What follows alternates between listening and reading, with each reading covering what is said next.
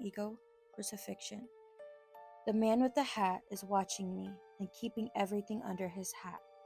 Additionally, the split in the cross expresses lack of real direction, of a split in the wheel, as with the man with the nose head.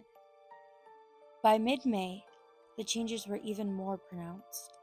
The self-portrait shows Bryan's face in an almost unrecognizable form. The boundaries of his face are dissolving, and the shape of his identity is becoming increasingly distorted. It's clear he is losing his grip on who he was.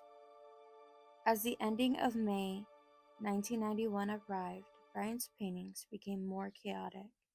In this self-portrait, his face seems to split apart, with lines and brushstrokes overlapping, breaking his features into pieces, his mouth nailed shut. The world around him was unraveling, and his mind followed suit. It's evident that Bryan was trying to capture the confusion and terror of losing touch with reality.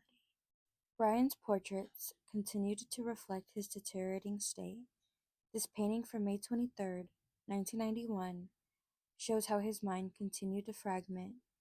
His face is recognizable, and you can clearly see the agony in his mind and the exhaustion in his face.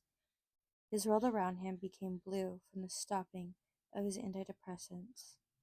His mental health was in free fall, and each brushstroke was another attempt to capture the horror he was living through.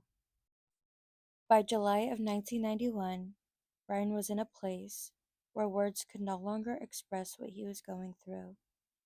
His final self-portrait, painted July 19th, was nothing but abstract strokes of color. There are no recognizable features, no outline of a face, only a blur of chaotic color. His identity had been erased, as if his body could no longer hold on to the concept of self.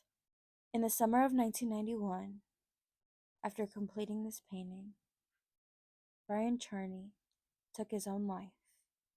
He died by hanging on July 19th, just 2 months after beginning this portrait project. His art became his final communication, an attempt to make sense of the madness his mind was experiencing. Bryan Charney's story is a tragic reminder of how devastating schizophrenia can be. His artwork provided a haunting glimpse into his deteriorating mental state, and his final paintings speak to the anguish he was unable to express any other way.